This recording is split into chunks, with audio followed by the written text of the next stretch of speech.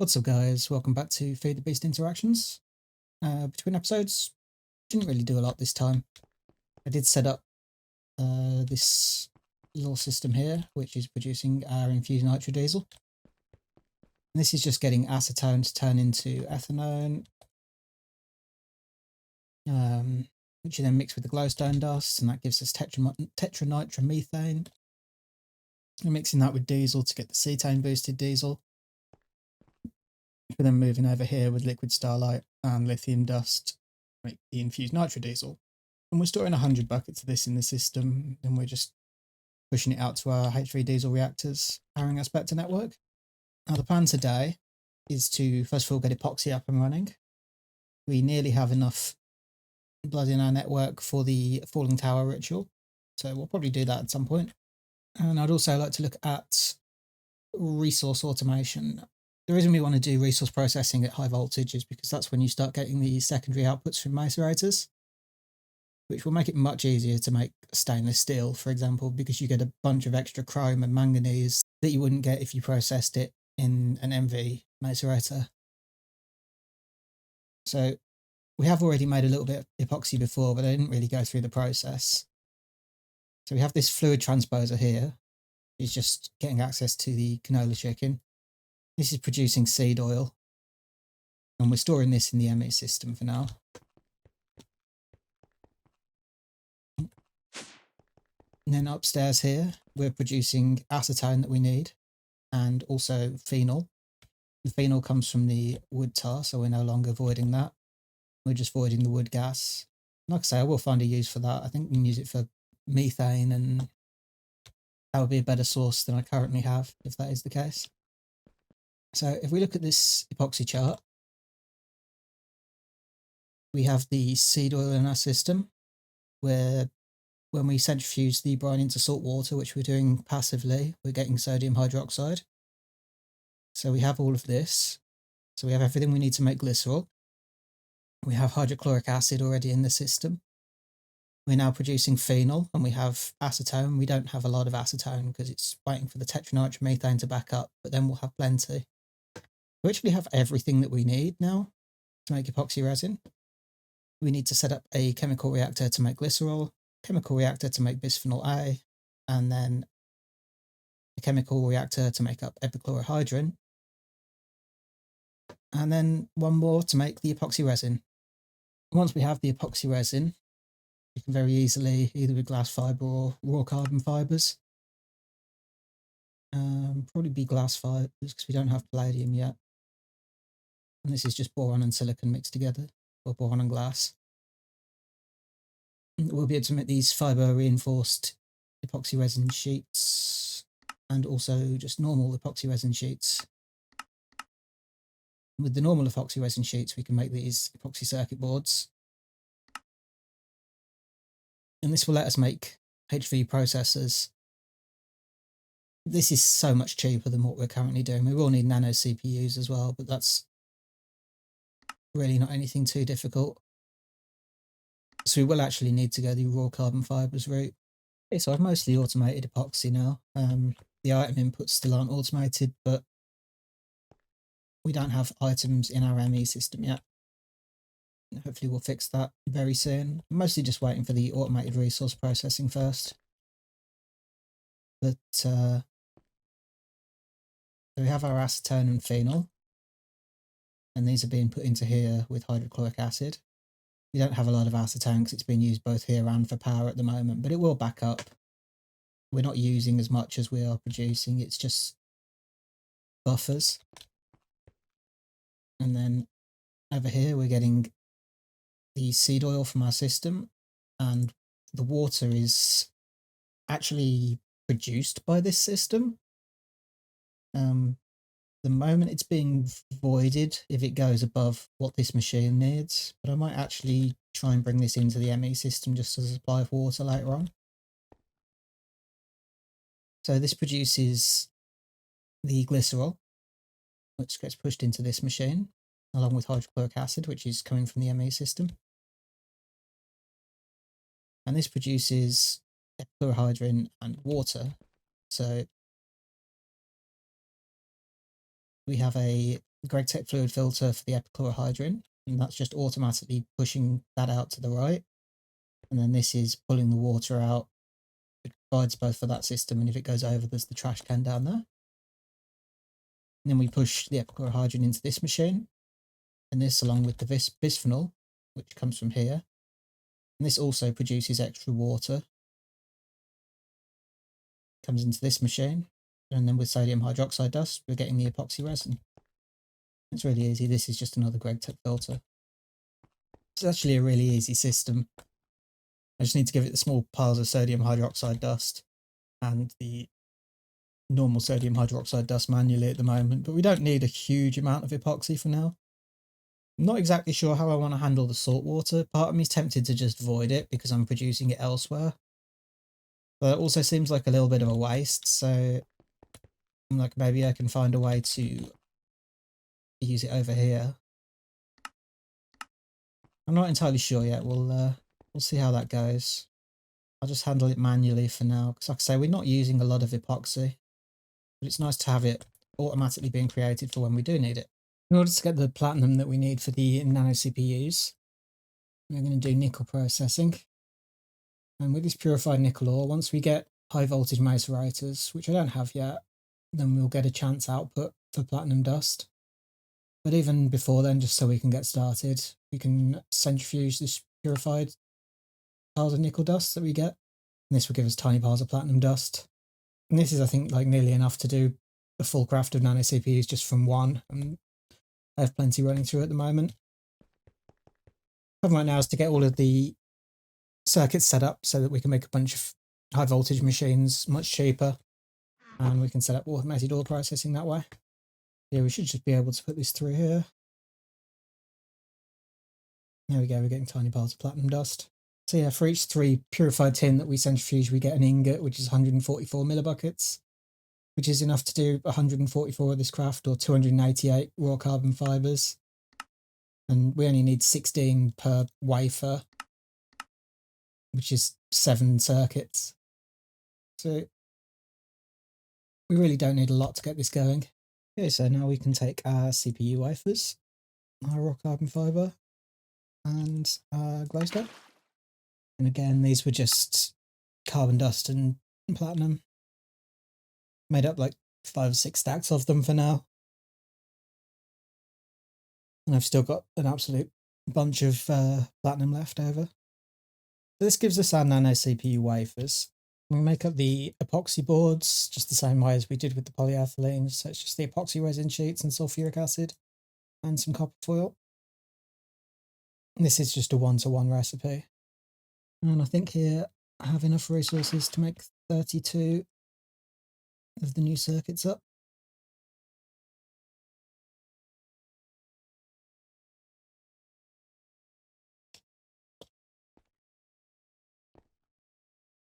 And what am I missing? I hate it when something just doesn't go in. There we go. And we finally have a cheap source of high voltage circuits. And we'll grab some free ones from there. This gives us a bunch of CPU wafers, which we can make into the nano CPUs as well. And once these are done crafting, that will complete this quest for us as well, which will give us a bunch more free resources. Now that we've got access to cheap HV circuits, and plenty of them to get started with, the first machines that I'm going to make towards our resource processing is going to be the macerators, so that we can get the extra drop chance, which, for example, if we want chrome, then when we pulverize ruby ore, we actually get a 14% chance of getting a chrome dust. And I believe this, does it not apply to the clusters?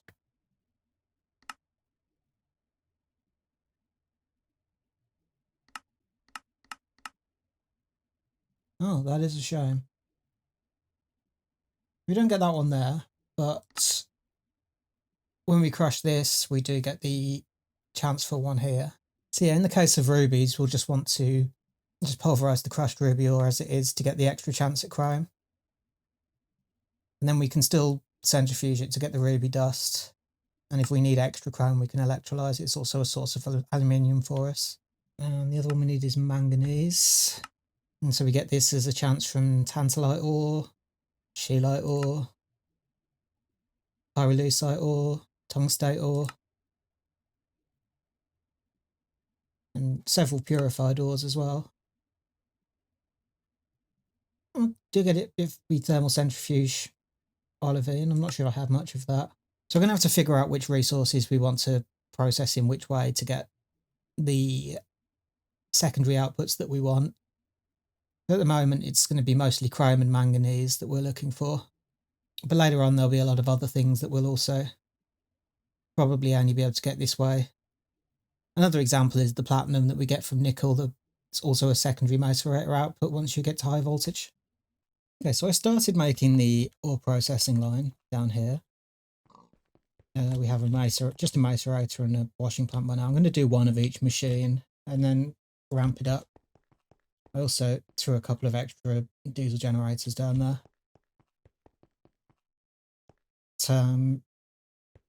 These are all wired on divan. I'm not entirely satisfied with the design yet. And I still need to handle dusts. But I don't think these will be too bad to handle just using the GregTech screwdriver. Using the GregTech ore dictionary filters. You can set this so this will only take crushed ore, for an example, on this side extracting. So it's the only thing that goes into the washing plant. And I'll do the same elsewhere. But I got as far as the thermal centrifuge. In order to make the high voltage thermal centrifuge, we need this canthal wire. And we haven't made canthal yet, but this is also used for the next level of coils or blast furnaces, which we're going to need soon. The problem is that when we make this in a blast furnace, we get a hot canthal ingot. And this is a really easy recipe. It's just chrome, iron and aluminium. But we need to deal with this hot canthal ingot, which means we need to build a vacuum freezer. I've been kind of putting off, but we haven't really needed one until now. Unfortunately, it's not going to give us casings. But in order to make this vacuum freezer, we need electric pumps, which we haven't made yet, but they are exactly the same as the MV ones, pretty much, just with a HV motor and a stainless steel pipe. And then we need atomic alloy, which we haven't made yet. Which doesn't use anything we don't have. We can make all of this quite easily. The one other thing that I did is I started building more blast furnaces. And it turns out in this pack you can't wall share hatches. Last pack I played was Nami Factory Community Edition Unofficial, or whatever it's called. And you could actually wall share hatches, so I'd planned to do these in blocks of 2 with a wall shared fluid input for the gas. As soon as we can't do that, I'm just going to probably wall share them in like blocks of 4 or something. So I've set up a second one of these. It's just making rose gold, and I've got a bunch of stainless in it. And this one's processing up canthal ready for when we have a vacuum freezer. And we'll probably just pop the vacuum freezer here. And we can do the same thing as we do with our ores downstairs and have these output into a crate. And then on one side of the crate with a ingot hot filter will go to the vacuum freezer, and the other one will just go off to our AE system. This should be everything for our atomic alloy. Oh boy, it's kind of a slow craft. How much PTFE does this use? An ingot, it's not too bad. I'm going to have to make up some more of this soon, and we will passive it when we do that. You probably have pretty much everything for this on passive now. And there's our first atomic alloy. And there's our vacuum freezer. Do a little test with these dictionary filters. So I've set up a conduit that exports out of here and imports into here, and exports out of here and imports into here. I'm going to set this so that it can't extract dust. Now what I'm wondering is, so if I put this in here, it should stay in here because it can't export it. But if I put it in here,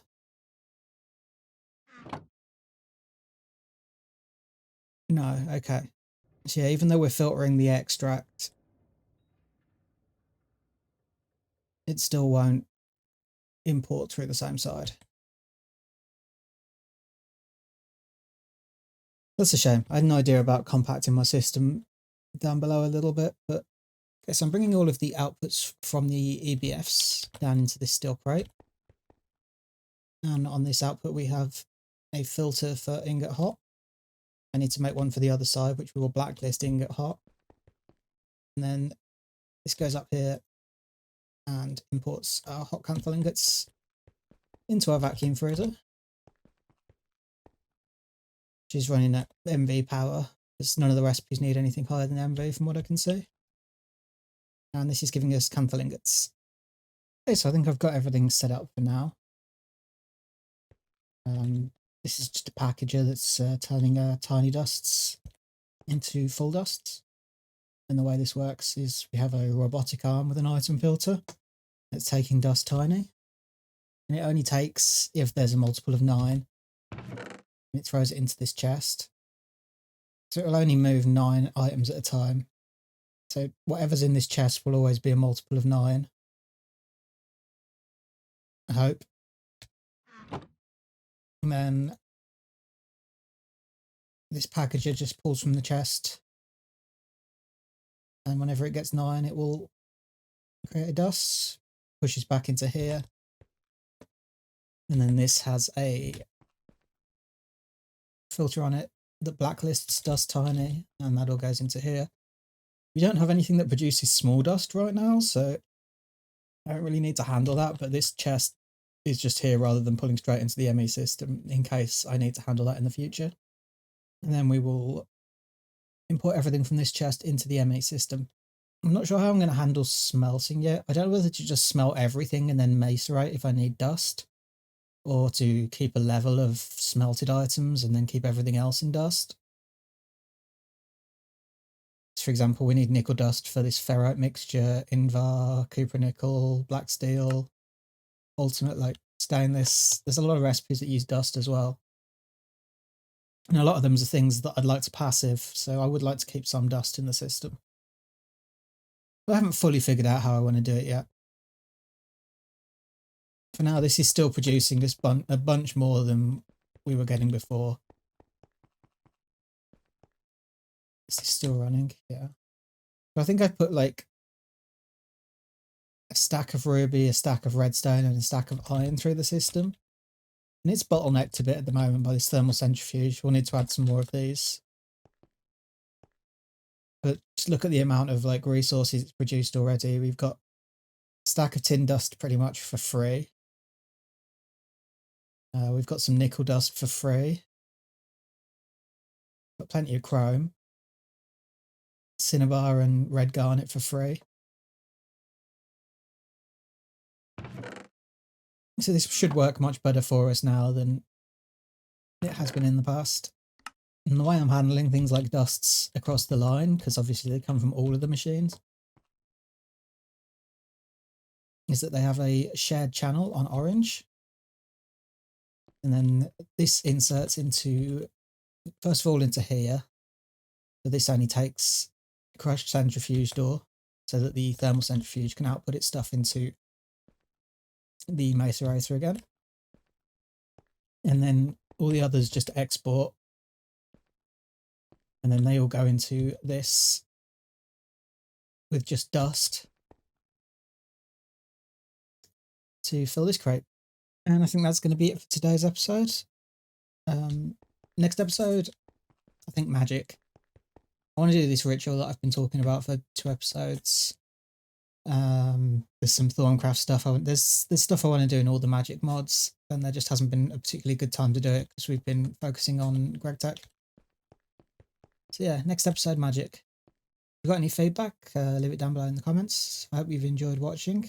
Thank you very much, and I'll see you next time. Bye bye.